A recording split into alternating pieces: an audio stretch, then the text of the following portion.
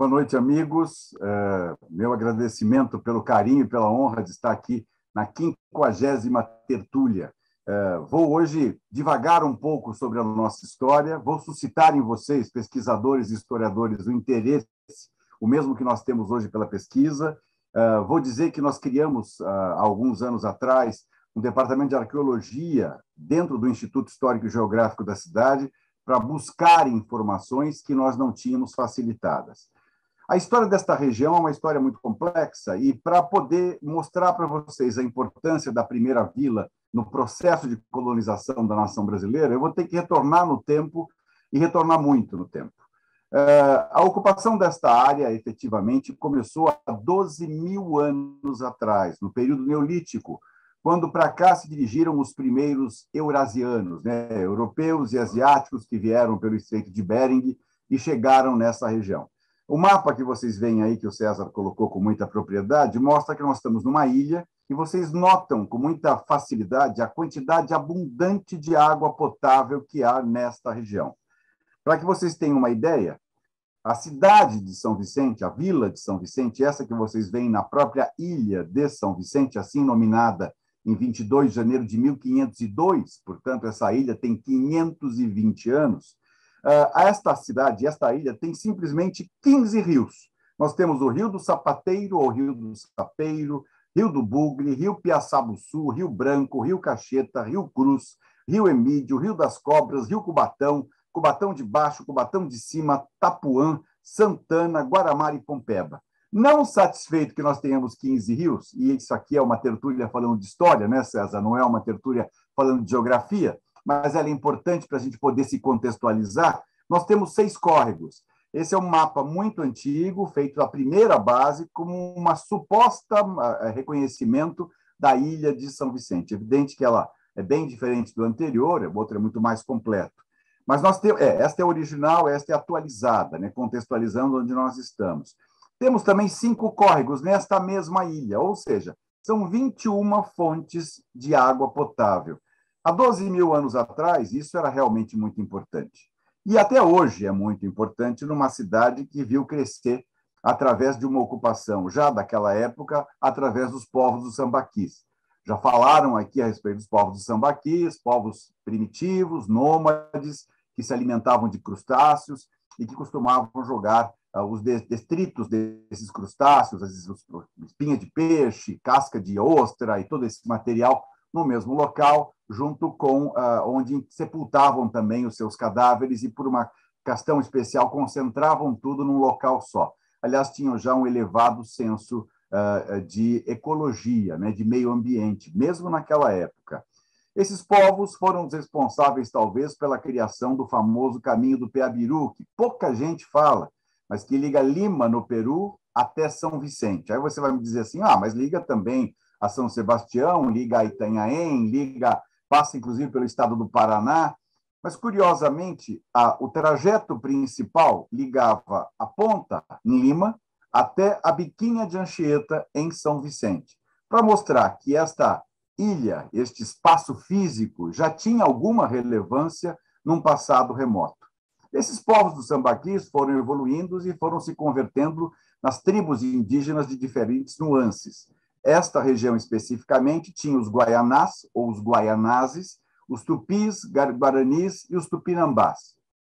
Peço que vocês registrem na memória o nome tupinambá, porque os tupinambás eram carnívoros, naturalmente, e canibais.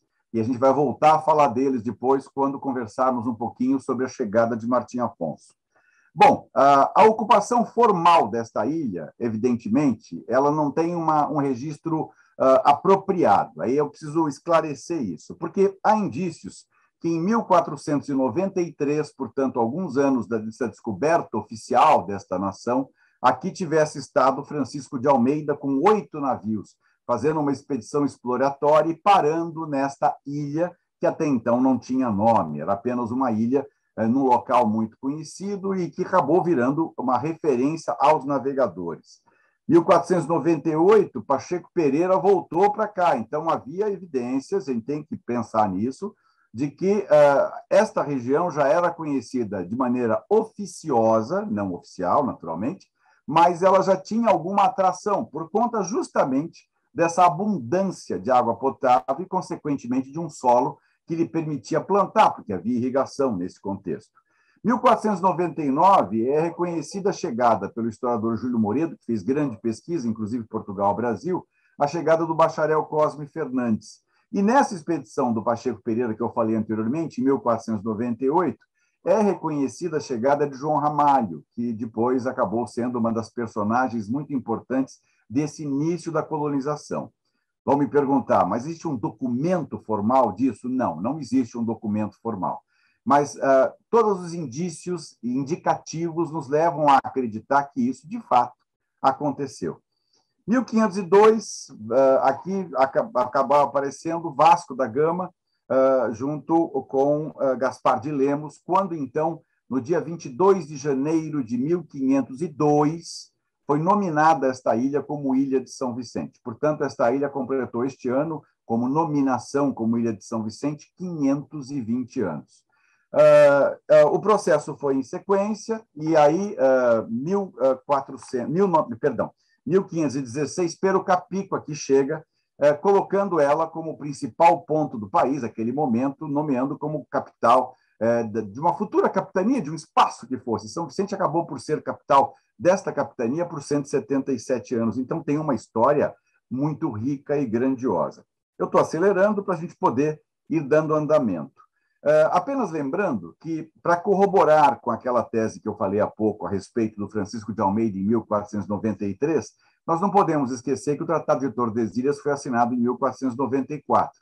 E certamente as pessoas que têm um pouco de raciocínio vão entender que um tratado não seria assinado sem ter conhecimento de que havia alguma coisa. Ninguém divide o desconhecido verdadeiramente. Então, havia já um processo de reconhecimento, mas que impedia, talvez, as cortes portuguesas ou a quem vinha para cá exatamente tomar a providência de anunciar. Por isso que o descobrimento formal foi em 22 de abril de 1500 por Pedro Álvares Cabral.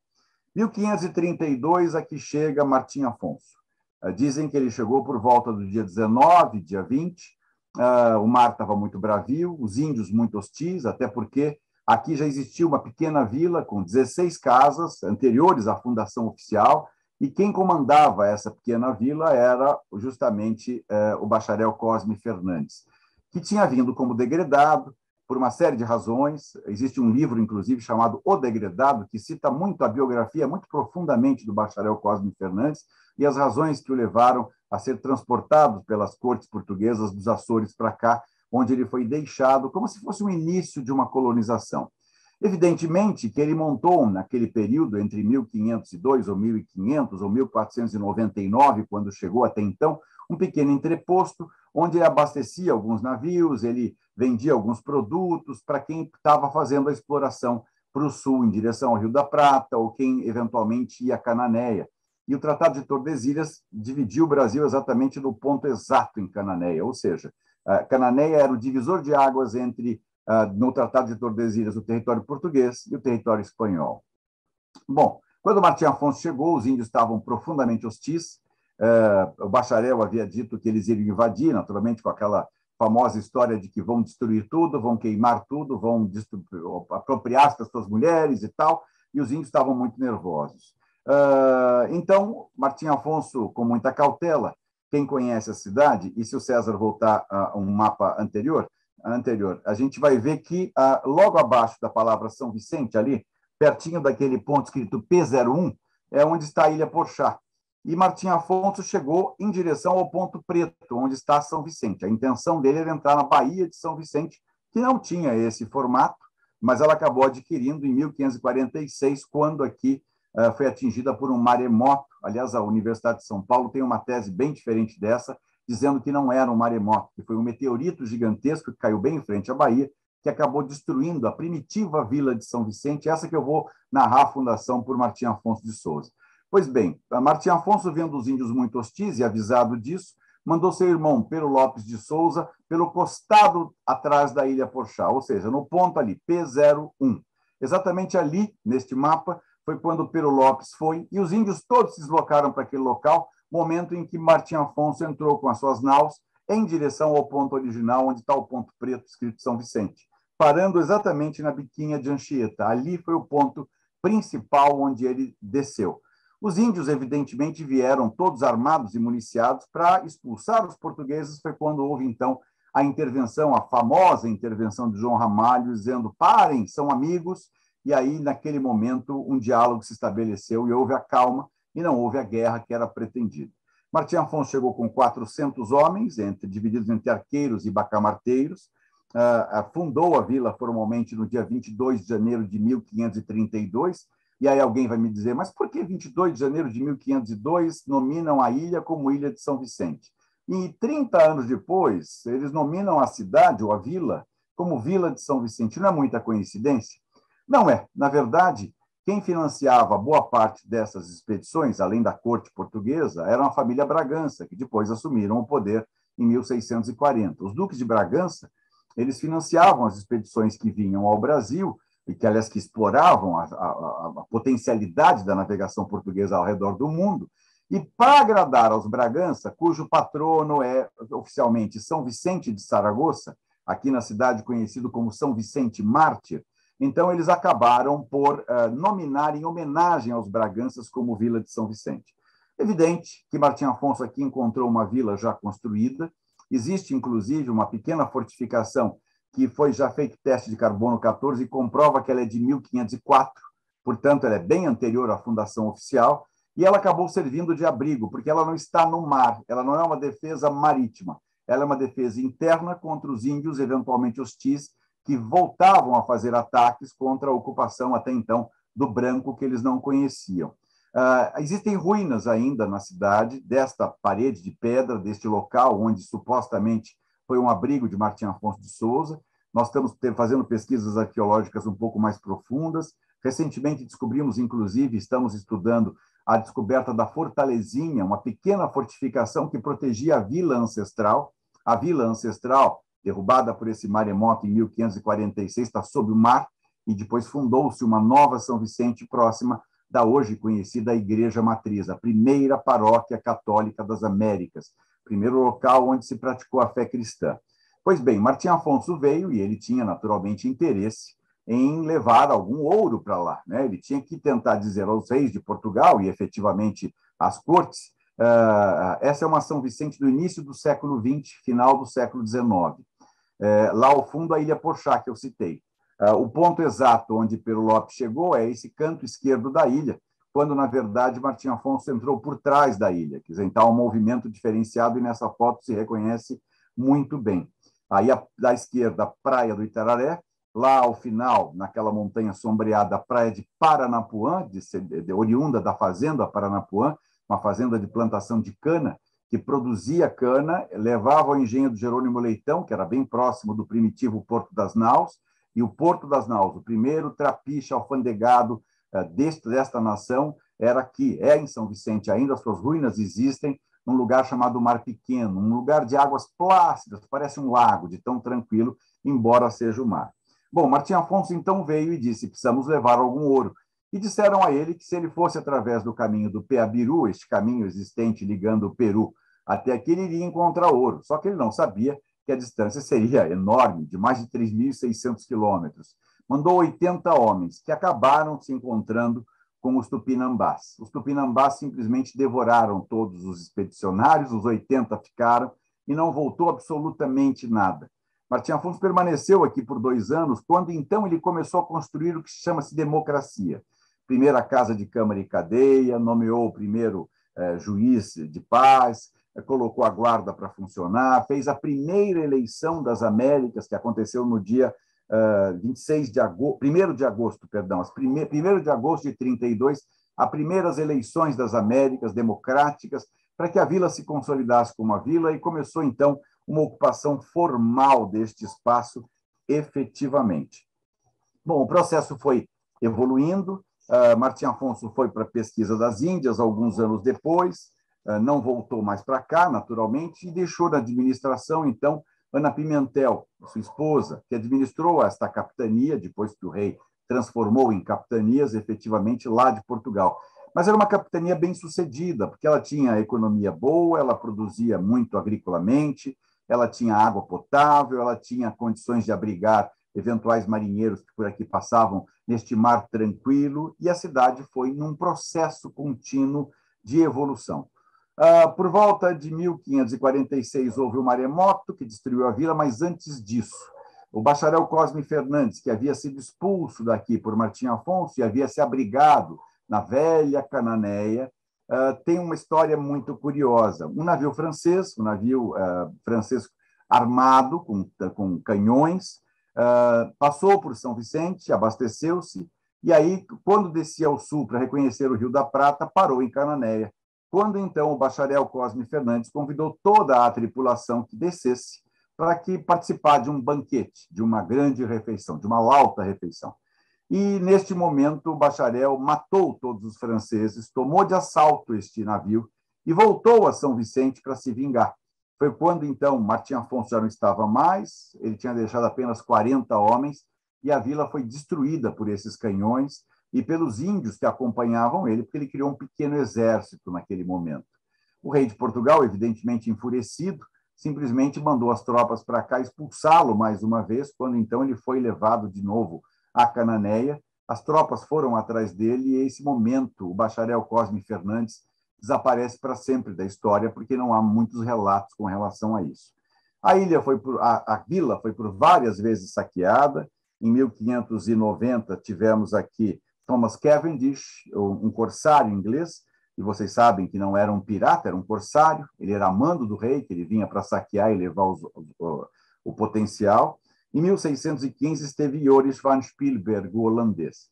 Curiosamente, há uma história muito curiosa que cita justamente essa chegada de Thomas Cavendish, porque quando ele foi avisado, e vocês devem lembrar que de 1580 a 1640, houve aquela conexão entre o reino português e o reino espanhol. O rei da Espanha, que assumiu a coroa portuguesa por esse período de 60 anos. E então as tropas hispano-portuguesas vieram em defesa da povoação, quando então Cavendish resolveu fugir, mas ele tinha 4 navios carregados com muito ouro. E entra aí uma lenda, aí é uma coisa muito curiosa. Ele resolveu enterrar esse tesouro aqui em São Vicente, dizem que enterrou nesta ilha que vocês estão vendo aí, a Ilha Porchá, com 4 marinheiros, descarregou todo o tesouro, cobriu com pedras, disfarçou bem o local e fugiu para uma praia que nós conhecemos aqui no Guarujá, bem próximo da Fortaleza da Barra, inclusive, e ali ele fugiu e se escondeu. Conseguiu escapar ileso, não foi preso, e os 4 marinheiros que o acompanhavam ele acabou matando para que nunca revelassem aonde estaria esse pretenso tesouro. Dizem que o tesouro está aqui ainda, nunca foi achado. Eu moro na ilha, já brinquei bastante dizendo que eu já cavei minha casa inteira e até agora não achei absolutamente nada. Mas há uma lenda interessante que nos suscita ver como é que funcionava esse processo todo de obtenção do ouro, pelo bem ou pelo mal. Bom, as coisas foram evoluindo, o movimento bandeirante surgiu também da velha ilha. Essa foto mostra o canto da Ilha Porchá, justamente no início do século XX, já, com os trajes típicos. De 1619 a 1748, tivemos o movimento bandeirante. 1842, assoladas esta ilha por febre amarela, tuberculose, varíola, sarampo, gripe, febre tifoide, uma coisa muito intensa, e já era uma grande cidade, e o porto acabou se movimentando. Essa é uma foto antiga também, de uma São Vicente por volta de 1950. Então, vocês notam que tem apenas 3 edifícios na cidade e mostra uma cidade tremendamente pacífica e tranquila. Por volta de 1850, a região é assolada por essa praga, porque eram muitas doenças, e o porto já havia sido transferido de São Vicente para um local próximo ali da Fortaleza da Barra, que depois foi transferido para o canal do Inguaguaçu, chamado Canal de Inguaguaçu, que é a parte traseira da ilha, a parte costeira posterior da ilha, onde está Santos hoje. Para as Cubas, naquela oportunidade, vendo as águas bucólicas que ele teria tido aqui no Mar Pequeno, só que o maremoto teria assoreado a entrada desse espaço, ele acabou convencendo e chamando para lá, e o Porto de Santos acabou crescendo muito mais que São Vicente. Então, São Vicente tornou-se cidade, Santos tornou-se cidade empreendedora, onde se trabalhava, onde se ganhava dinheiro, e São Vicente acabou virando uma cidade dormitório. Por volta de 1865, Meu trisavô, doutor Azevedo Sodré, médico sanitarista, veio para cá, para Santos, para esta região, para tentar criar um plano de saneamento na cidade que possibilitasse drenar a cidade e transformar o esgoto de maneira objetiva como canalizado, para que ele não ficasse e os marinheiros não fossem trazendo tantas doenças para essa região. É mais ou menos dessa fase a fundação da Sociedade Portuguesa de Beneficência em Santos, mas boa parte dos dirigentes moravam em São Vicente. Aliás, boa parte dos empresários, a maioria deles, trabalhavam em Santos e moravam em São Vicente, por ser uma cidade muito mais agradável. Essa imagem é o Monumento da Independência, que foi criado em 1900, isso é a fundação. Essa foto, provavelmente, 1915, 1920, mostra uma cidade ainda sem absolutamente nada. Hoje, não se enxerga mais isso. São enormes edifícios, o progresso chegou e a cidade, que era minúscula, já chegou a ter, naquela época, deveria ter em torno de 12 a 14 mil habitantes, hoje está com 390 mil, para ver como a cidade cresceu de maneira bárbara. Essa imagem, por exemplo, é o cruzeiro que foi doado pela comunidade portuguesa a São Vicente, inaugurado em 1932, comemorando o 4º centenário da fundação da vila. A parte de trás, a famosa Praia do Gonzaguinha. Isso também, a foto é tirada mais ou menos por volta de 1940, 1945. São fotos muito antigas. Bom, o doutor Azevedo Sodré esteve aqui e, em seguida, ele acabou mandando, o imperador mandou, e depois a República trouxe, o engenheiro sanitarista Saturnino de Brito, que cortou a ilha em pequenos canais para fazer uma drenagem, e isso a ilha crescendo. Nunca teve vocação industrial, sempre foi turística, sempre foi praia, sempre foi mar. São Vicente foi o principal balneário da região durante muitos anos. Esta baía mostra como era a cidade no início do século XX. Vocês notam lá, ao final, próximo da montanha, aquele pequeno monumento que nós mostramos há 2 slides atrás. Está vendo aí? Bem pequeno. A cidade foi crescendo, foi evoluindo. O doutor Saturnino de Brito, engenheiro, cortou a cidade em canais e aí acabou tendo que criar essa ponte que vocês veem à esquerda, a Ponte Pêncil, que foi construída na Alemanha, aí tem uma imagem dela mais eficaz.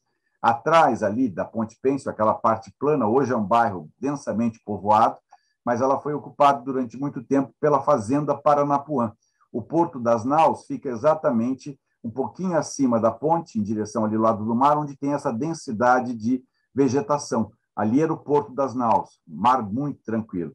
Essa é uma tela do Calixto que mostra exatamente a ponte quando ela foi entregue, isso em 1913, quer dizer, faz muito tempo isso que já aconteceu.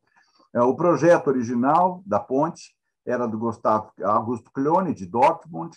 Em 1912 ela iniciou a montagem, em 1914, exatamente de 19 a 24 de maio, foi a inauguração formal desta ponte que ligava a ilha do lado esquerdo com o continente do lado direito. Nessa inauguração, a presença do Washington Luiz Pereira de Souza, que foi prefeito de São Paulo, que foi governador e depois presidente da República, o prefeito da cidade, que chamava-se Antão Alves de Moura, que era um agricultor da cidade, mas tornou-se prefeito, muito importante, e o engenheiro Miguel Presgrave, que foi um dos autores também, junto com Saturnino de Brito, do projeto.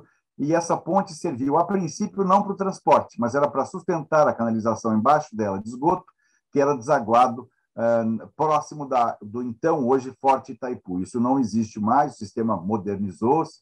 Hoje nós temos um emissário em Santos que coleta esgoto de toda essa região. Benedito Calixto, o maior pintor contemporâneo desta época, residia, nessa oportunidade, em São Vicente. Benedito Calixto nasceu em Itanhaém, morou em São Paulo, morou em Santos, morou em Paris, onde aprimorou, mas a maior parte da vida vivia aqui nesta cidade. Curiosamente, no primeiro dia da inauguração, houve um primeiro acidente com um motociclista, justamente nesta avenida onde estão os pequenos edifícios. Silvio Lambertini chamava-se o motociclista que acabou se acidentando nesse primeiro acidente. Bom, a cidade foi evoluindo, tinha uma vida cultural muito pujante. Justamente era um bonde puxado a burro. É uma história muito curiosa. Esse processo de bondes puxados a burro foi criado no Rio de Janeiro, São Paulo usou também, Santos usou muito tempo, através do Matias Alberto Casimiro da Costa, e São Vicente tinha a família Emerick e a família Ablas, que se associaram, empresários, empresários judeus, que se associaram e criaram uma ligação entre o centro de Santos e o centro de São Vicente. Esse era o veículo que efetivamente era usado por eles. Isso mostra nos primórdios o sistema de bonde, já aí elétricos, portanto, mais modernos, mas vocês veem que a cidade tinha um desenvolvimento muito pequeno, porque, na verdade, eram grandes propriedades, grandes mansões, grandes chácaras dos grandes empresários e poderosos empresários que ganhavam dinheiro exportando café como economia básica, né, em Santos, mas que moravam em São Vicente, justamente pelo clima mais fresquinho, mais gostoso. Por volta de 1920, chegou à cidade um personagem, e aí eu relato esse personagem porque ele faz parte exatamente do local onde eu estou. Eu estou agora numa casa considerada a mais antiga propriedade ainda intacta da cidade, que é a casa do coronel José Lopes dos Santos, que foi intendente durante muitos anos, e em 1850 até 1860, aproximadamente, ele foi reeleito por várias vezes o prefeito da cidade. Então, aqui era a chácara do prefeito, que foi vendida por volta de 1860. Em 1865, um alemão poderosíssimo, também ligado ao ramo de importação e exportação, chamado Charles Helwig. Aliás, nota-se que a cidade de São Vicente era ocupada muito por ingleses e alemães. A base da essência da ocupação dessa cidade, além dos portugueses, naturalmente, eram ingleses e alemães. E aí, então, este barão alemão, aqui nesta casa, no local onde nós estamos, em 1865, começou-se a construir uma nova propriedade. Então, existem duas propriedades aqui dentro. Esta é onde estou agora, que é de 1850, e a propriedade anexa começou a construção em 1865 e encerrou-se em 1890, onde morava Charles Helwig, sua esposa e sua filha. A filha, Hildegard, foi dada em casamento com o barão alemão Gustav Kurt von Pritzelwitz, um alemão que veio para cá e chegou ao Brasil em 1920, e a casa principal, que é uma suntuosa mansão, uma linda mansão, e muitas pessoas, muitos que estão aqui assistindo já estiveram nela, virou a casa do barão Pritzelwitz e da baronesa Hildegard Georgina. Muitos dizem que ele era apenas barão do café, e não é verdade. Ele era neto do marechal Pritzelwitz, um herói da Primeira Guerra Mundial, e ele veio para o Brasil com o título, literalmente, de barão e com muito dinheiro para investir na nação. E aí tem um ponto muito curioso. A baronesa, como o barão veio para o Brasil, ele já falava alemão e ele estudou português e falava português fluente. Então, ele não chegou ao Brasil em 1920 como um imigrante, pura e simplesmente. Ele veio como alguém muito especial que vinha para investir na terra. Prova disso é que ele viveu a sua vida toda no Brasil, acabou falecendo em 1985, em Curitiba, e ele nunca mais abandonou o Brasil. Ele realmente adotou o Brasil como sua terra. Graças a ele que se construiu uma avenida, nesse exato ponto onde nós vemos muito mato, ele construiu a avenida, o principal hospital da cidade, o Hospital São José.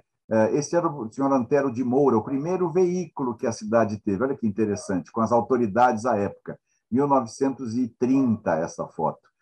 O barão, então, veio para cá para se acomodar ao Brasil, para se aclimatar ao Brasil. E a baronesa convidava muita gente para vir aqui, naturalmente da área cultural. Ela era uma exímia pianista e ela montou muitos saraus aqui. E o principal convidado desses saraus era um escritor brasileiro muito conhecido, chamado Menotti Del Picchia, Paulo Menotti Del Picchia. Ele era cronista, contista, foi tabelião, advogado, foi jornalista, foi editor-chefe do centenário jornal A Tribuna de Santos, um jornal que nós conhecemos aqui na região há muito tempo, e ele, como editor-chefe, também colaborava como cronista e morava em São Vicente, na hoje conhecida Avenida Saturnino de Brito, que fica logo após a Ponte Pênsil, um lugar muito bucólico, próximo ao mar. Compadre dele, seu melhor amigo, é talvez considerado hoje um dos maiores escultores brasileiros, Vitor Brecheret. Morava, a princípio, na rua José Bonifácio, aqui em São Vicente, depois Menotti o convenceu a comprar uma propriedade ao lado dele, lá no Parque Prainha. E eles passaram a frequentar esta propriedade onde nós estamos hoje, para esses saraus que a baronesa produzia. Isso por volta de 1920 e 1921. Traziam, evidentemente, alguns convidados, tais como Tarsila do Amaral, Anita Malfatti, Oswald de Andrade, Mário de Andrade, todos frequentavam esse espaço. Esses todos responsáveis, alguns anos depois, em São Paulo, pela Semana de Arte Moderna, que foi uma mudança radical na forma de encarar a arte no Brasil, e aí a gente começou a evoluir verdadeiramente em termos de arte. A cidade foi, durante muitos anos, uma cidade polo cultural, uma cidade muito importante. Essa é uma tela mostrando a primeira casa de câmara e cadeia. Essa tela foi feita a 4 mãos por Dona Gertrudes Ornod de Moura, que chamava-se Dona Mocinha. Para quem é aqui da região, deve saber que a família Ornod de Moura é uma família muito tradicional. Dona Gertrudes, que morreu jovem, era irmã do padre Paulo Ornod de Moura, muito conhecido também aqui na região. Irmão também do Dr. Jaime Ornod de Moura, um conhecido advogado, e do Dr. Antero Ornod de Moura, filho, que era o Anterinho, querido amigo. Essa casa de câmara e cadeia, por que foi a 4 mãos? Porque Dona Mocinha pintou junto com Benedito Calixto de Jesus. Evidentemente que vê que não são traços de Benedito Calixto, a autoria e a assinatura de Dona Mocinha, mas mostra com exatidão como é que era preliminarmente, isso por volta de 1800, a casa de câmara e cadeia e a praça. Esse espaço não existe mais. Infelizmente, a cidade não soube preservar os seus monumentos históricos, salvo muito poucos. O Porto das Naus encontra-se em ruínas, a Ponte Pêncio está lá no local, a Biquinha de Anchieta, onde começou a primeira forma de se ensinar neste país, onde o padre José de Anchieta começou a catequizar os índios e ensinar a eles a língua portuguesa, e a escola efetivamente começou ali. Assim como começou a Escola do Povo, a primeira escola pública popular deste país, dessa nação, está aí a Escola do Povo, mas não era essa. A Escola do Povo original era muito humilde, extremamente modesta, foi construída por volta de 1810 e servia a comunidade vicentina já gratuitamente naquela época. Essa que nós temos agora foi construída começou a construção em 1895 e terminou por volta de 1900, 1894. Começou em 1900, terminou a construção, quando ela então foi transferida para aí como Escola do Povo. Ela fica hoje na praça que homenageia o homem que morou neste local onde eu estou, o Coronel Lopes, Coronel José Lopes dos Santos, que foi nosso prefeito durante muitos anos e efetivamente assim ele ocupou. Hoje ela não é mais a Escola do Povo. Depois ela transformou-se em Escola Zina de Castro Bicudo, em homenagem a uma grande educadora.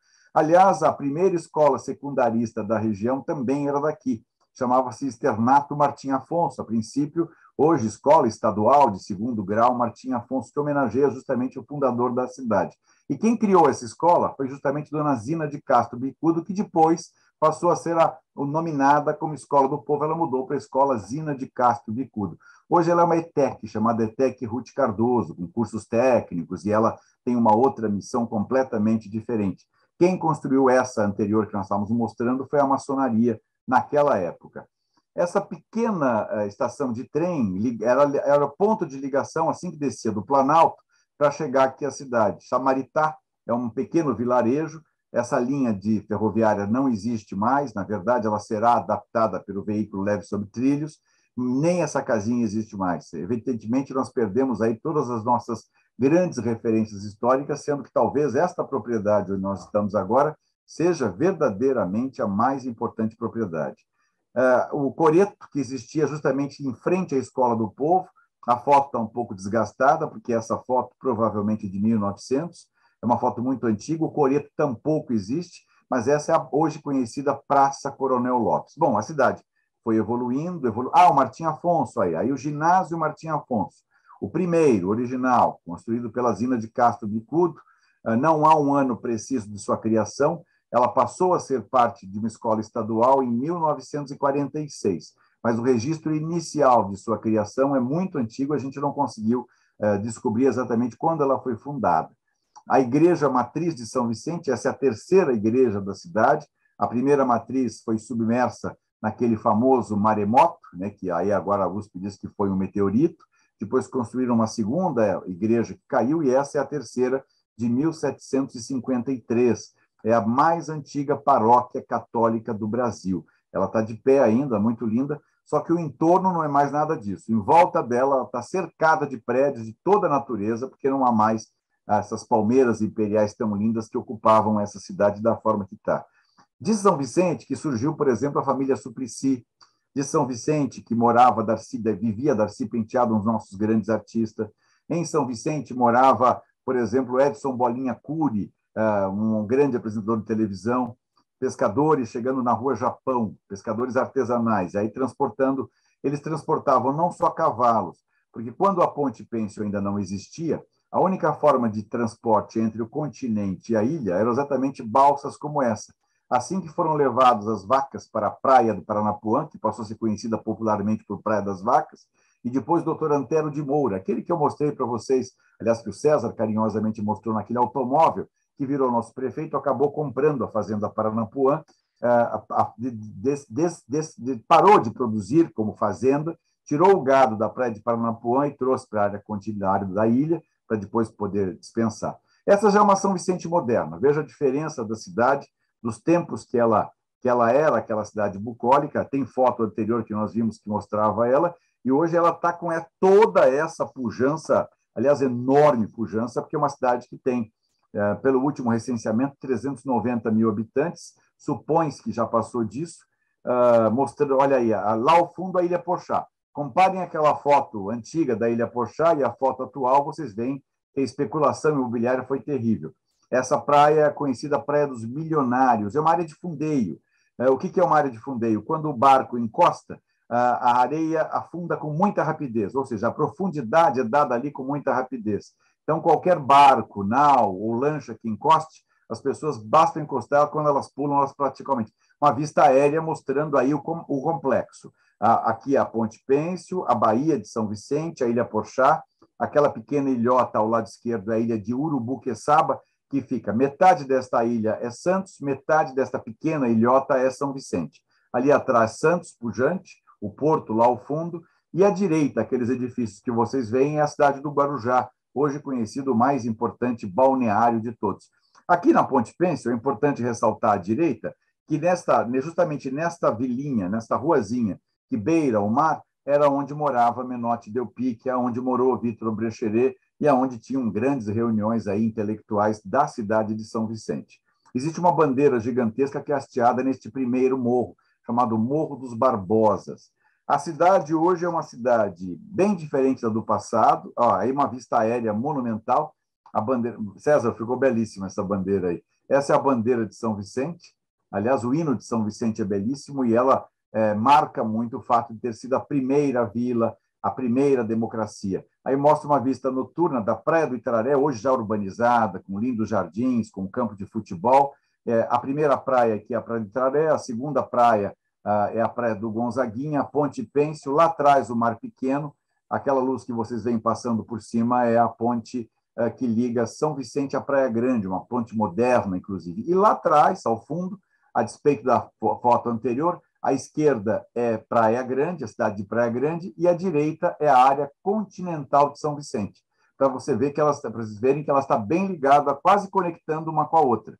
Se a gente não conseguir proteger o meio ambiente, logo, logo, não teremos mais verde, teremos uma cidade ligada à outra de maneira muito contundente. Bom, a cidade tem uma história extremamente rica. Para que vocês tenham uma ideia, a principal dramaturga brasileira, a mais importante, Ivani Ribeiro, autora das grandes novelas, inclusive Mulheres de Areia, que no Brasil e em Portugal foi apresentada. Ela nasceu em São Vicente, morou em São Vicente e viveu em São Vicente. São Vicente é berço de grandes personalidades, porque é uma cidade tão enriquecida culturalmente, que eu acho que ela tem uma vida muito pulsante nesse aspecto. Contudo, ela tem um problema muito grave. A partir da década de 1950, com a industrialização e a criação do Parque Industrial de Cubatão, como Cubatão era uma cidade muito úmida e muito chuvosa, e boa parte das pessoas que vieram para ocupar esses espaços vinham de estados do Nordeste, que não estavam habituados com as chuvas, elas acabaram se refugiando em São Vicente. E uma cidade que tinha até então em torno de 90, 100 mil habitantes, começou a crescer de maneira desordenada e gigantesca, e criou na cidade um grande colapso. Então, a cidade encontra hoje grandes dificuldades de acomodação com relação a ensino, saúde, infraestrutura, água, energia elétrica. Claro que todo mundo é servido disso, mas não é uma facilidade muito grande por conta da ocupação desordenada. A maior ocupação da região começou num local que nós chamávamos de Favela México 70, hoje chama-se Comunidade do México 70. Ela foi criada justamente por volta de 1970, na época da Copa do Mundo, quando, então, boa parte desses ocupantes ocuparam a margem todinha, a lateral esquerda da ilha, e aí foram criando outras comunidades. Quando nós criamos, então, o Dique do Pissarro, o Dique das Cachetas, Dique do Sambaiatuba, Dique do Jockey, todas em ocupações irregulares. Então, existem duas São Vicentes. Essa que vocês estão vendo agora, que é a turística, do centro da cidade, e existe uma que a gente não mostra, mas é uma cidade muito pobre, extremamente humilde e terrivelmente carente. É uma São Vicente que tem muito desafio pela frente, numa ilha que comemorou este ano 520 anos como Ilha de São Vicente, e numa cidade que comemorou este ano 490 anos como Vila de São Vicente.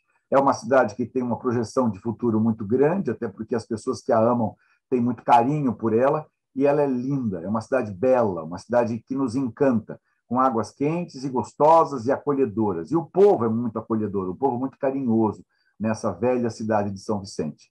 Aqui começou muita coisa. Inclusive, começou o principal historiador brasileiro, Frei Gaspar da Madre de Deus, lá em 1700, e começou a anotar os fatos verdadeiramente. Ele nasceu em São Vicente, na fazenda Santana do Acaraú, na área continental da cidade. Portanto, a cidade está se projetando para ter um grande futuro, que eu espero que seja um grande futuro. E eu aproveito para convidar todos vocês que não a conhecem, que venham a conhecê-la. Obrigado pelo carinho, e eu convido todos, quando vierem a São Vicente, para não deixar nos visitar neste preciosíssimo acervo que é o Instituto Histórico e Geográfico de São Vicente, que reúne 26 mil peças num acervo preciosíssimo e uma biblioteca com 57 mil volumes, muitos muito raros, que nós conseguimos amealhar e está aqui guardado para ser perenizado para sempre. Obrigado, amigos.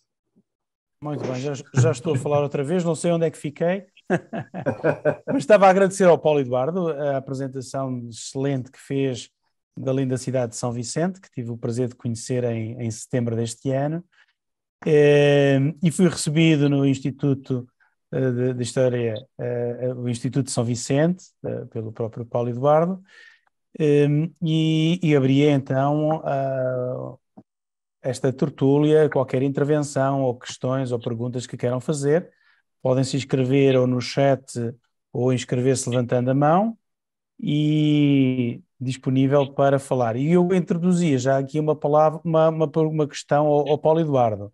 A questão é a seguinte: o que é que nós podemos dizer hoje em dia da São Vicente de 2022, das suas tradições portuguesas? Isto é, o que é que nós podemos ver hoje em São Vicente que faz lembrar e garantidamente recordar todo este historial que desde 1502 houve, desde a primeira colonização até a passagem do Anchieta até aos dias de hoje. Um desafio. General, na verdade, se nós pegarmos hoje uma cidade de São Vicente e termos um mapeamento dela, vamos mapear a cidade e pegar as famílias. Eu posso lhe garantir que pelo menos 80% das famílias que aqui hoje estão são de descendência portuguesa. Então, a ligação com Portugal é muito intensa. O que restou desta história? Restaram a história muito rica, e a biquinha de Anchieta, por exemplo, e as conexões com tudo que é ligado à nação portuguesa. Então, o Cruzeiro, por exemplo, o monumento do quarto centenário, o monumento da Praça Heróis de 32, o monumento da Praça da Biquinha, muita conexão com a nação portuguesa e muita identidade com o povo português. Tanto que muito do que se come aqui nesta região é ligado à culinária portuguesa. Muitos dos doces que aqui nós comemos são ligados à culinária portuguesa. Embora nós tenhamos uma ocupação por parte dos europeus no início do século XX, grande parte de ingleses e alemães, prevaleceu-se sempre a colônia portuguesa e o amor por Portugal que é muito grande. Tanto que nós temos grupos folclóricos portugueses que se mantêm nessa região objetivamente para manter a tradição lusa. Eu até brinquei no início da palestra, eu tenho a honra de ser brasileiro e também português. Eu tenho as duas nacionalidades. Aliás, esse sobrenome Costa não poderia ser diferente, não é verdade, general? É verdade, é verdade. Sim, senhora. Ainda não tenho inscrições. Alguém quer fazer alguma questão? Temos aqui o Rui Carita, sempre presente. Rui, muito boa noite. Não sei se da Madeira. Não, estou em Lisboa. Muito bem. Só estou na Madeira à segunda e à terça para aulas. Por acaso, esta semana também fui à quinta para uma palestra com os militares, na parte dos planos de defesa, mas tudo bem. Voltei a Lisboa. Não, era só para dar uma chega que, de facto, há um início de colonização no Brasil na década 80, de 80 para 90. Pelo menos na área de Pernambuco, então Fernambuco, será já uma ocupação de 480 e pouco, porque quando há uma questão depois com uma nau francesa, a Peregrina, que vai ao Tribunal de Baiona, há as questões deles dizerem que já tinham residência, alfândega, igreja, etc., montada há mais de 20 anos. Estamos a falar em 1500 e pouco, logo há mais de 20 anos, tem que recuar para mais de 20 anos, para 480. E daí se compreende, quer as informações que Colombo teve das Antilhas, quer depois as 2 ou 3 viagens que se fazem para a marcação do Tratado de Tordesilhas.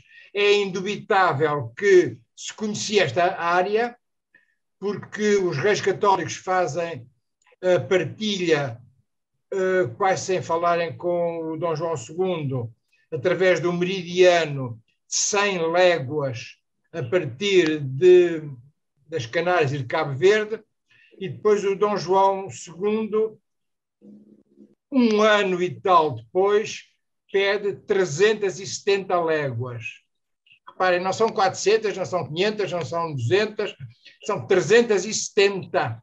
Logo, alguém foi medir precisamente a zona que desejavam para as navegações em arco.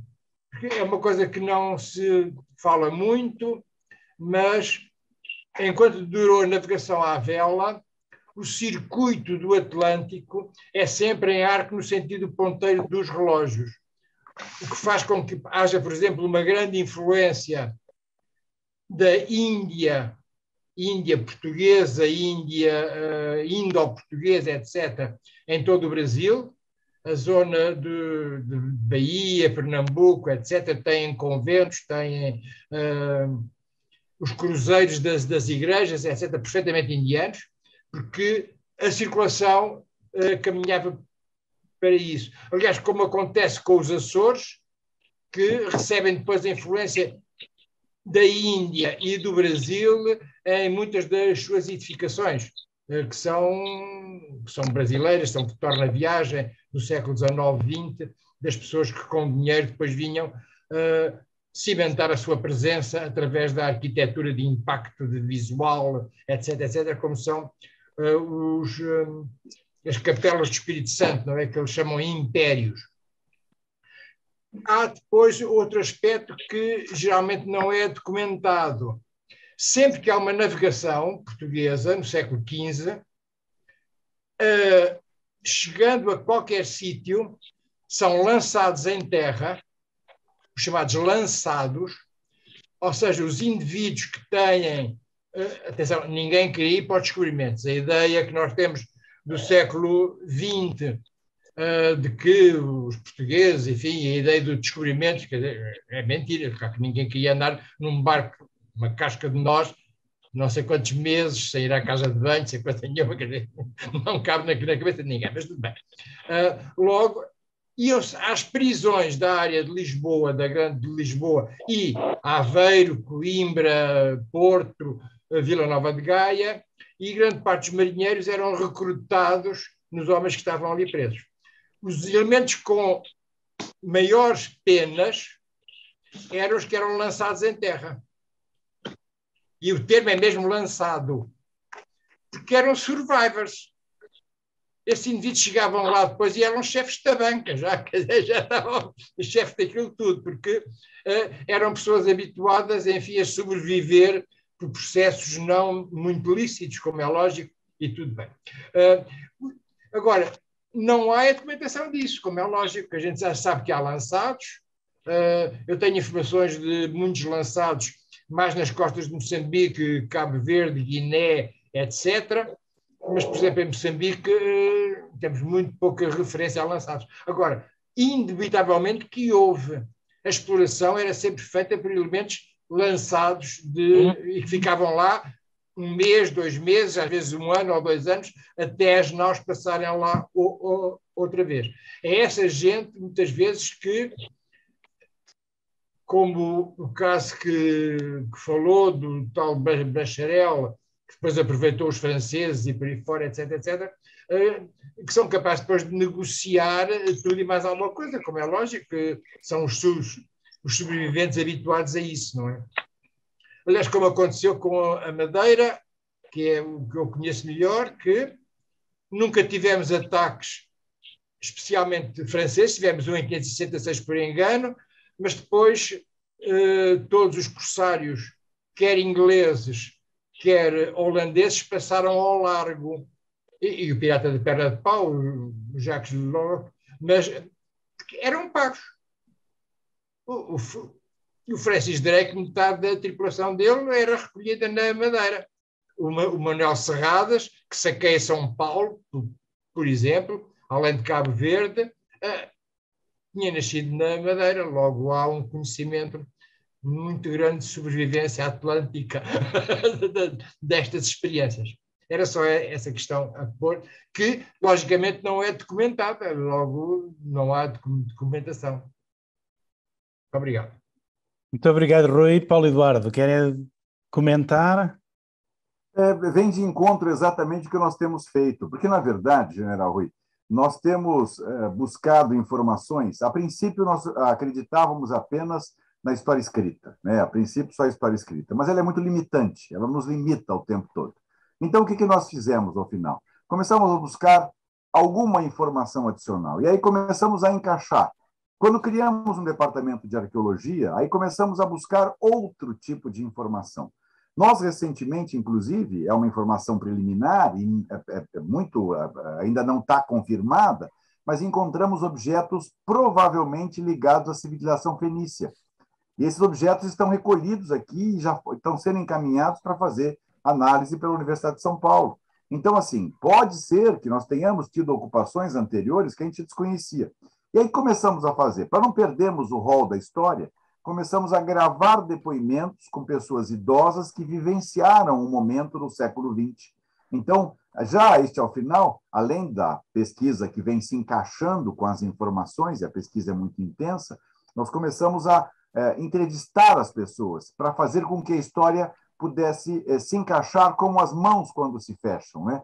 A história ela não muda, verdadeiramente ela não muda, mas quando você tem uma informação diferente, o prisma passa a ser diferente, a forma de encarar é diferente.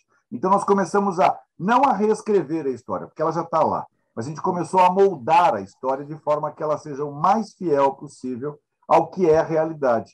E sabemos que não há muita coisa não registrada, mas sabemos que existem pessoas que deixaram depoimentos, testemunhos e confirmam esses fatos. Por isso a importância hoje de sair, digamos, da caixinha, sair do lugar comum. A gente tem que se ousar sempre. Nosso departamento de arqueologia hoje tem sido um dos mais atuantes aqui na região, tanto que fomos nós que descobrimos o local exato onde existiu a antiga chamada Fortalezinha, que não está em mapa nenhum, até porque ela praticamente inexiste, viu, Coronel Secomandi? Ela, na verdade, só tem lá uma base de pedra, né? Mas nós tiramos o material para poder fazer uma análise, para provar que ela está ali desde 1500, 1505, 1510. E essa confirmação em se tendo, evidentemente, que a gente vai comunicar do local onde ela existiu, hoje suplantada pela especulação imobiliária, infelizmente. A própria casa do Barão de Piracicaba, que nós tínhamos aqui, que as pessoas chamam equivocadamente de Casa Martim Afonso, era uma casa muito antiga, tinha um formato de um U, né? Ela tinha um largo no meio, um jardim no meio. Hoje ela é apenas um braço deste U. Ela chama-se Casa Martim Afonso, mas ela foi casa do Barão de Piracicaba, o Rafael Tobias de Aguiar, que hoje é homenageado, inclusive, pela Polícia Militar do Estado de São Paulo. A rota chama-se Rafael Tobias de Aguiar, em homenagem a ele. Ele tinha casa aqui na cidade. E ali, naquele local, é onde estão as ruínas que nós reputamos do primeira fortificação construída neste país, que é justamente anterior à chegada de Martim Afonso.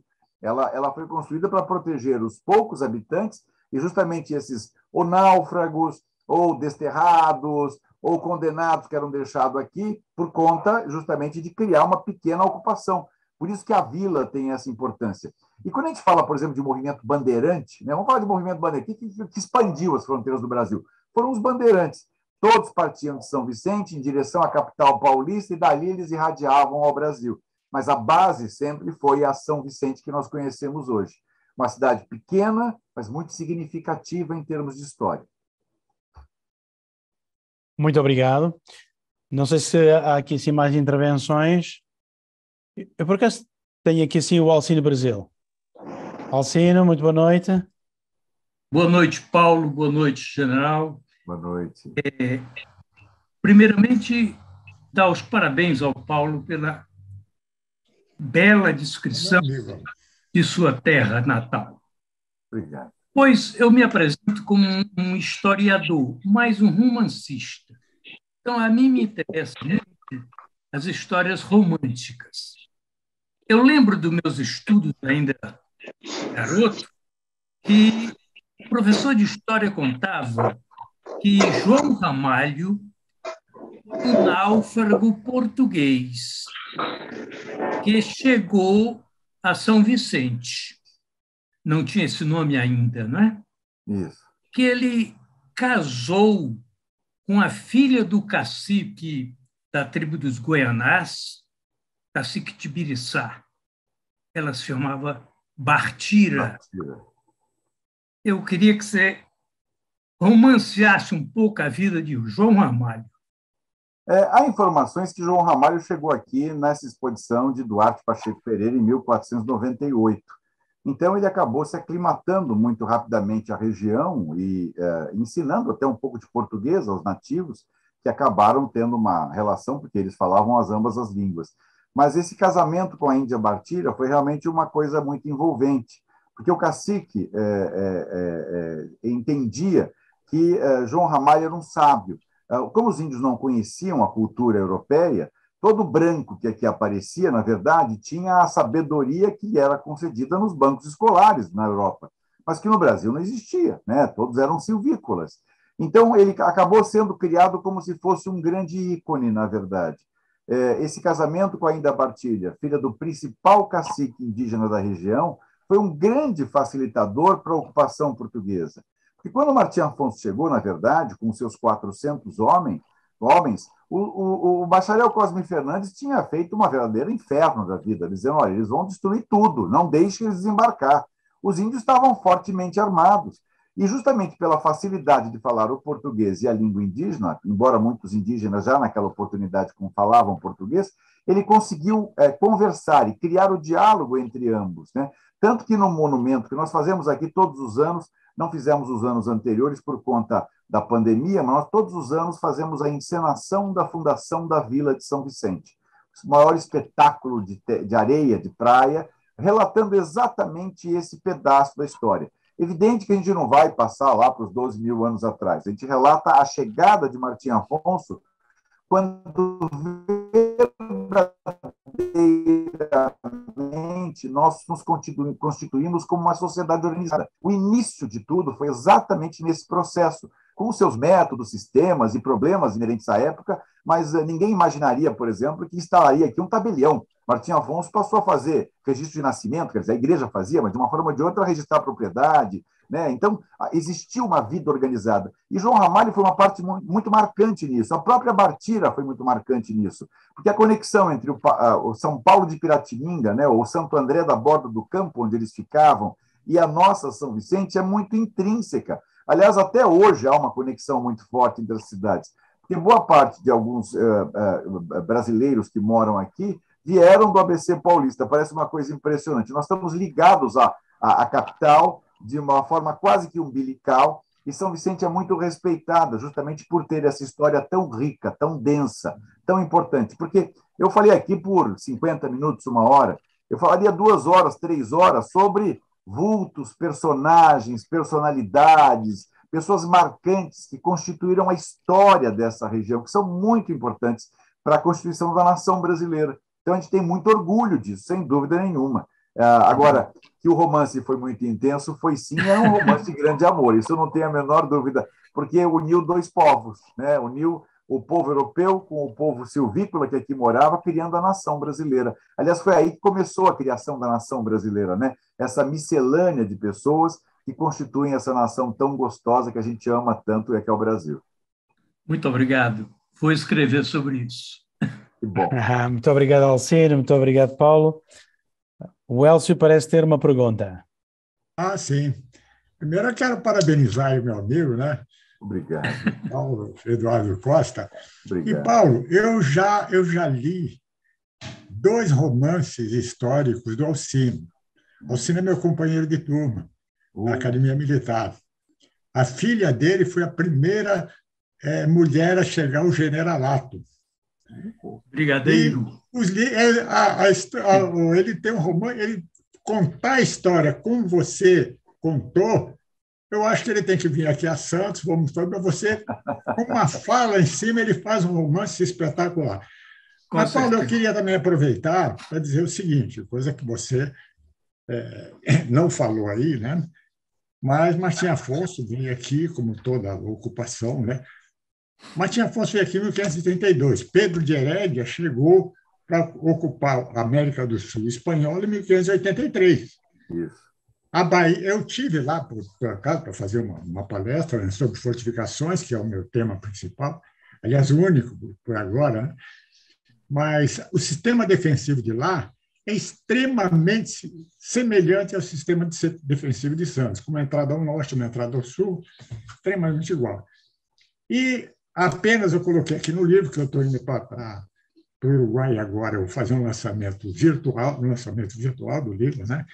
Mas aqui, a esquadra de Martim Afonso era composta por fidalgos, militares de estirpes, soldados portugueses, mercenários italianos e franceses, bombardeiros, besteiros e espingardeiros. A primeira, em 1500, 10 anos depois, né, que era amanhã, para aquela época era amanhã, né? 10 anos depois, foi construída em São Vicente o primeiro esboço de serviço militar obrigatório no Brasil. Isso. Primeiro esboço do serviço militar obrigatório no Brasil. Né? E obrigava todos os colonos e habitantes da terra de possuírem uma arma de fogo, é bem parecido com hoje, né? Pólvora e canhão, e os proprietários de engenho tinham que ter um pequeno canhão, um canhão chamado de falcão, um canhão de pequeno calibre. Né? Essa visão militar, eu depois, você faz da visão que você fez, aí eu converso com o Alcino para a gente introduzir essa visão militar, que eu acho que é muito importante. Né? Você vê, os locais, se você pega aqui, que você falou muito de água, por que São Vicente? Pela proteção natural. Mas isso aí é uma história muito longa. Mas o mais importante é que você não tinha aqueduto, a cidade tinha que sair perto da água. Tá? A ponte até existe até hoje. Por que o primeiro porto foi onde tem hoje a Fortaleza da Barra Grande? Porque ali tem 2 bicas de água até hoje. E tem o Morro dos Limões, que é importante, o limão é importante por quê? Por escorbuto, né? E quando mudou para Santos, Isso. porque nós temos lá a bica de Itororó. Então, a água, como você começou aí, é extremamente importante naquela época, você não tinha condições de fazer aqueduto, né? Desculpe aí, mas eu estou numa corda de Alcino, eu tenho certeza que ele vai pegar, até mesmo, né, hoje a gente faz esse livro sem precisar um contato, é mais pela internet. Então, Alcino, vai se preparando aí, que o Paulo tem tudo para te dar um belo romance histórico. Hein? Ok, obrigado, então. Coronel Sacomandi, o senhor sempre impecável, aliás, diga-se de passagem, o senhor complementou com rara propriedade exatamente o que nós precisávamos dizer para as pessoas. O serviço militar obrigatório, o serviço militar começou para o São Vicente, a agricultura começou para o São Vicente, as primeiras mudas de cana-de-açúcar chegaram a São Vicente, o vinho foi produzido pela primeira vez em São Vicente, embora não fosse o solo ideal e nem o local apropriado, mas a vida começou por aqui. o empreendedorismo agrícola daquela época, na produção, o primeiro gado chegou em São Vicente, né? Então, tudo isso é um grande diferencial no que nós entendemos colonização. A civilização, verdadeiramente, de uma forma ou de outra, começou por aqui. Aliás, o Brasil começou por aqui, né? As Américas, verdadeiramente, começaram, porque quando Pedro de Herédia chegou, era 1583, Martim Afonso esteve aqui em 32, quer dizer, em 83 a vila já estava mais do que consolidada, já estava tendo um novo local, né? Depois que ela foi destruída pelo tal maremoto e pelas pilhações e predações dos corsários, né? Ela acabou mudando de local onde ela está hoje, verdadeiramente, ao entorno da famosa Igreja Matriz. É bem próximo daqui onde nós estamos, a questão de 1 quilômetro de distância não passa disso. E esta casa, este local mesmo, é um exemplo vivo dessa pujança justamente da cidade, embora ela seja um imóvel de 1890, né? Então, tudo normal, século XIX, a gente entende, mas ela mostrava uma São Vicente que ela foi muito importante economicamente, até para a redenção dessa nação. Porque daqui saía o bandeirante, como eu disse, saía o explorador, saía a expedição militar, tudo saía dessa velha São Vicente que a gente ama tanto hoje. Muito bem, parabéns. Muito obrigado, Paulo. Obrigado. Não sei se há mais alguma questão, João Amaral. Há um bocado queria falar. Só acrescentar e inicialmente dar os parabéns ao Paulo pela brilhante palestra, trazendo aí a importância de São Vicente para a nossa história até os dias atuais. E só colocar alguns dados, né? Só lembrar que o Paulo citou o Benedito Calixto, aqui no Instituto Histórico e Geográfico de São Paulo, nós temos alguns equipamentos e alguns quadros de Benedito Calixto, e Benedito Calixto foi também membro do Instituto Histórico e Geográfico. O Paulo também citou o Caminho do Piabiru, nós temos aqui uma exposição permanente do Caminho do Piabiru, e fiquei muito contente em saber que o Paulo citou a respeito do Departamento de Arqueologia, e recentemente nós fizemos uma reunião com o Centro de Arqueologia de São Paulo, que conversou conosco para nós estabelecermos algumas parcerias. Então, e o padre Landel de Moura, né, Paulo, que fez as primeiras experiências no mesmo período, ou até antes de que Marconi, sobre as experiências do rádio, ligando o Morro de Santana, né, do bairro de Santana, aqui em São Paulo, com o Morro da Avenida Paulista. Então, só para acrescentar essas informações como divulgação e parabenizar o Paulo novamente pela apresentação maravilhosa aí. Parabéns, Paulo. Muito obrigado, muito obrigado. Muito obrigado, João. Eu já agora gostaria de fazer uma questão ao Paulo. A ligação de São Vicente com o próprio Porto Santos e com a capital São Paulo é absolutamente importante e vital, não é? Sim. Como é que essa situação foi evoluindo? Isto é, porquê que a certa altura é fundada São Paulo no interior do Estado e não ficaram a capital não ficou junto à costa, como aconteceu, por exemplo, em tantos outros estados brasileiros, como o próprio Rio de Janeiro ou Bahia, e portanto houve uma necessidade de caminhar para o interior. É aí a Serra do Mar que fez essa grande diferença ou houve outras questões mesmo do nível social ou económico? Na verdade, eu entendo que São Paulo é uma cidade extremamente pujante, que tem todas as condições, e plenas condições, porque ela também tem abundância de água, ela tem um planalto, né, uma área muito boa para plantio, ela começou por acaso e o crescimento dela se deu, na minha opinião pessoal, e aí há uma teoria, pelo clima, porque o litoral é sempre muito úmido e muito quente. São Paulo adapta-se muito mais facilmente ao europeu que chegava aqui, né, que vinha acostumado com a invernada forte, com o clima mais forte. E São Paulo acabou aglutinando, porque quem fundou São Paulo entendeu que a comunicação com as outras regiões eram fundamentais. A vila mesmo de São Paulo, a pequena São Paulo, que cresceu muito grandemente no século XX, né, até o século XIX ainda não era uma cidade tão pujante, ela Sim. teve esse impulso todo, fundamentalmente pelo clima, eu entendo, e depois pela facilidade de comunicação, pela criação de estradas que ligavam regiões e que acabou criando um eixo, né? Por isso que o eixo Rio-São Paulo sempre foi tão importante, tão pujante. O litoral era o porto onde o produto produzido nesse país ia para o exterior e chegava nesse país. São Paulo, na verdade, era um eixo que conectava o interior paulista, grande produtor agrícola, com este litoral que era destinado apenas a isso. Agora, por que essa região não cresceu também de maneira tão grandiosa? Porque a nossa região, justamente por essa quantidade abundante de água, ela tem muita área de charco, muita área de umidade. Quando a gente circunda a ilha e vai visitar os pequenos riachos, nós encontramos muito manguezal, muita área diferenciada, que tem uma umidade exagerada, onde não se consolida a construção de um imóvel. Então, São Paulo já não tinha esse risco, porque São Paulo era uma terra mais seca, né? A capital paulista, como Santo André da Borda do Campo e a São Paulo capital, eram terras mais secas, e o clima acabou atraindo mais a ocupação. Por isso que, no início do século XX, grande parte dos imigrantes que aqui chegavam, oriundos da Europa, iam sediar-se e morar em São Paulo ou no Grande ABC, por conta da adaptação justamente ao clima. E aí criaram-se pequenos guetos, né? Por exemplo, Santo André hoje é uma cidade quase que totalmente italiana, embora não seja, mas a grande maioria das pessoas que ali habitam são de origem italiana. E assim criaram-se pequenos guetos, né? Em função da ocupação e dos amigos e patrícios que vinham chegando naquele local. Por isso, o crescimento de São Paulo aí muito maior, né? Agora uma grande capital, talvez a megalópole desse país seja a capital paulista. Mas não tira a importância da nossa Santos, da São Vicente, que está aqui, que é justamente a conexão e a ligação com o mar, que ainda hoje é tão importante.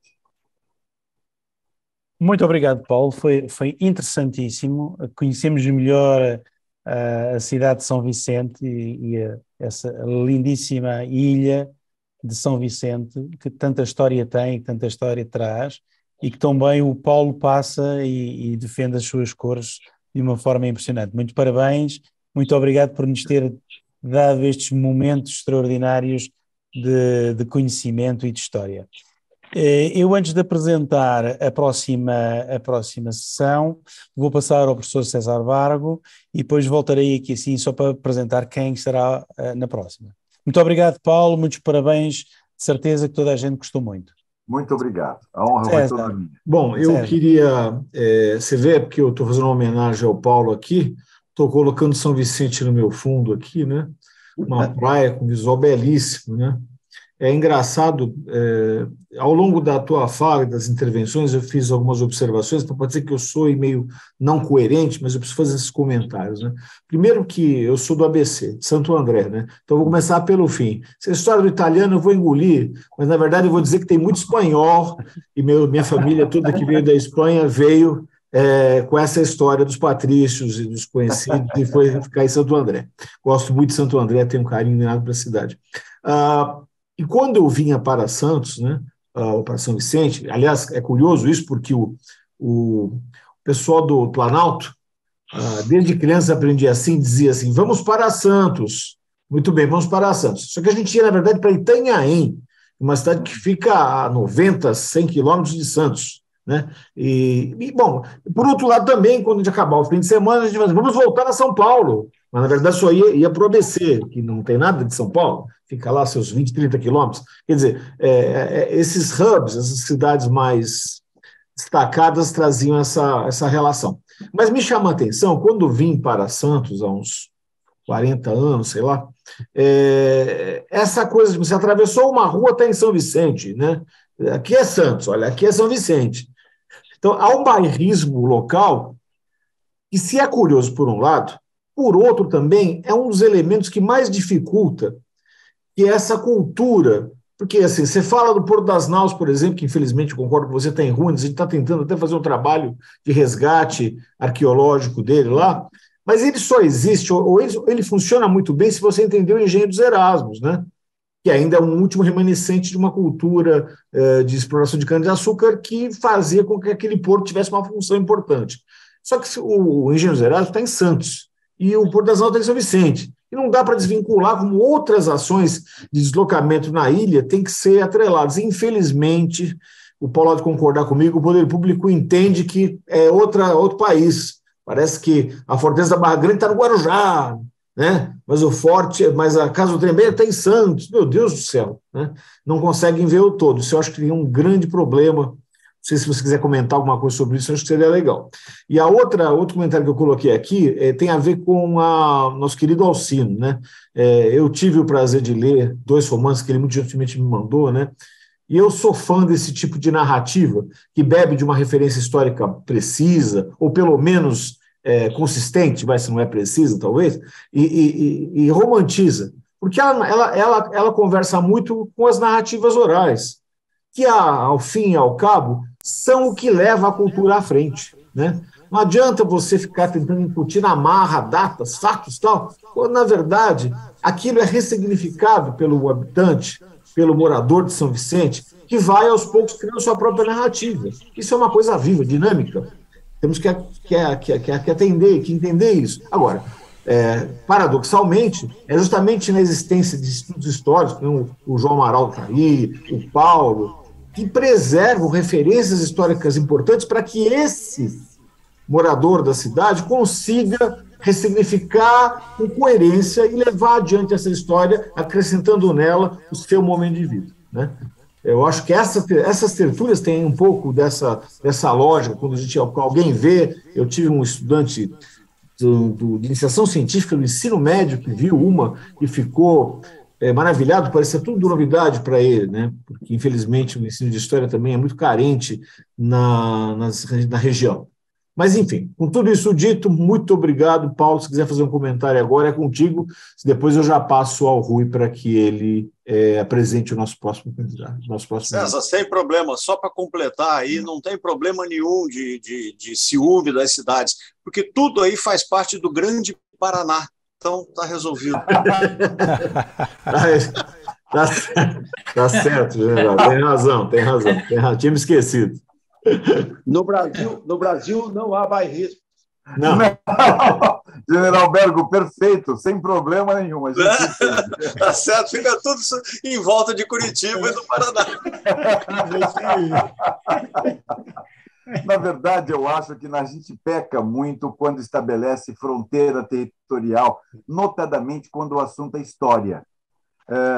A nossa vocação aqui do litoral paulista, o general Bergo esteve aqui tantas vezes, é nosso amigo tão querido, a vocação histórica dessa região não vai ser desenvolvida, César, se realmente nós não pensarmos em vocação histórica, né? Se as cidades não se unirem e que romperem essas fronteiras que parece que são verdadeiras modificações, né? Você passa a fronteira para estar em um território alienígena, tem que apresentar novo passaporte. Não há necessidade, até porque tudo faz parte do grande Paraná, como disse o general Bergo, né? Agora eu vou só uma pequena correção. Nós tínhamos 2 grandes engenhos que alimentavam o Porto das Naus. O mais importante deles era o engenho do Jerônimo Leitão, que estava exatamente colado ao Porto das Naus. Colado ao Porto das Naus, alguns metros à frente, estava o engenho do Jerônimo Leitão. E ele beneficiava justamente essa cana que era produzida na fazenda Paranapuã, onde hoje está o bairro do Japuí. Então, a cana era produzida, era beneficiada e saía pelo Porto das Naus. E um outro parênteses também, você falou do engenho dos Erasmos, curiosamente, o Erasmo Chetz, né, um deles, um dos irmãos dos Erasmos, morava aqui em São Vicente, na Rua do Colégio. E, curiosamente, quando o engenho dos Erasmos existia, aquela região era São Vicente. Ela só passou a ser Santos a partir de 1953, quando São Vicente perdeu ainda mais um pedaço do seu território. Assim como São Vicente perdeu territórios para Mongaguá, perdeu para Praia Grande, perdeu o território para São Paulo, perdeu o território para São Bernardo, né? Aliás, na verdade, a grande capitania, na fase áurea de São Vicente, ela englobava Mato Grosso, né? Goiás, aquela região toda era a capitania de São Vicente, que cresceu grandemente. Evidente que a própria cidade de São Vicente, hoje, ela é minúscula diante do que você já imaginou em termos de história. Agora, a história dela, não, essa é grandiosa. E, nesse momento, não tem que ter bairrismo. Eu nunca fui bairrista. Engraçado. Eu nasci em Santos, moro em São Vicente e me considero santista e vicentino ao mesmo tempo. Porque, para mim, a fronteira é meramente um detalhe. Eu atravesso ela todos os dias e não tenho que apresentar o passaporte. Mas acho que os grandes... Aliás, o Paulo foi no evento na minha casa, passou o tempo todo olhando para São Vicente, né? E eu moro em Santos. Aliás, diga-se de passagem, um coquetel delicioso que o senhor serviu na sua casa, e a paisagem é da praia do Itararé. É uma paisagem linda, eu fiz muitas fotos. Eu moro em Santos, né? Mandei até para o prefeito algumas fotos, dizendo, olha a visão de São Vicente, que linda, né? É um lugar maravilhoso. Eu moro num apartamento privilegiado, né? Os privilegiados que o General Bergo conhece, o General Rui esteve lá, os poucos que conheceram estiveram compartilhando desse coquetel, não vão esquecer nunca mais, pode ter certeza. Parabéns.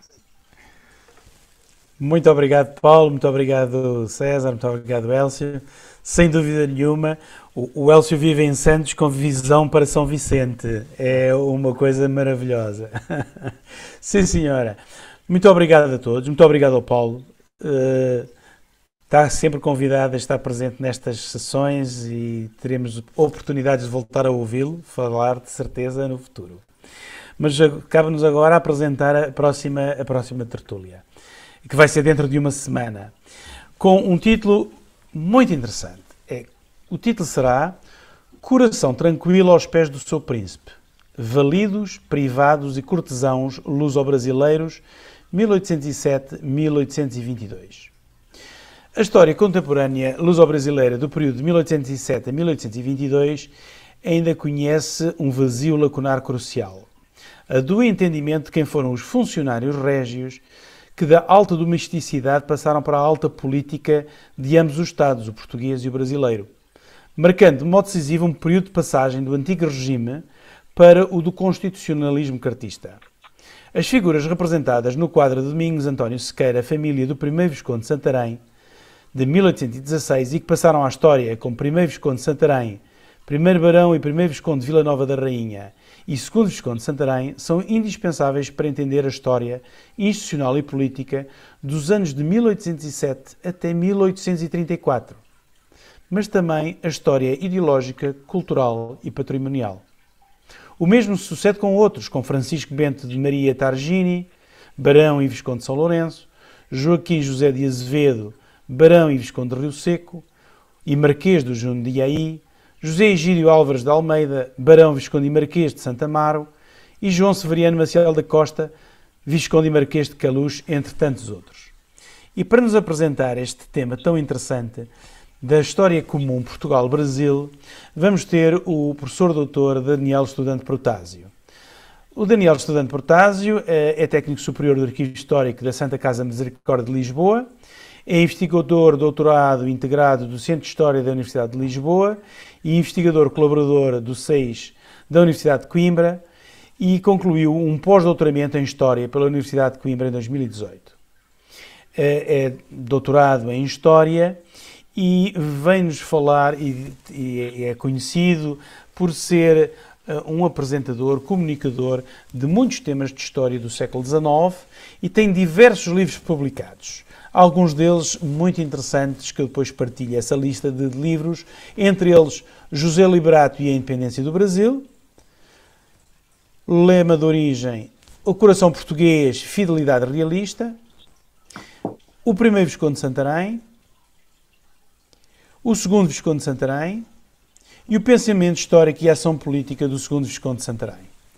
E exatamente é o José Protásio que nos vai apresentar, aliás, o Daniel Protásio, que nos vai apresentar este tema tão interessante dentro de uma semana.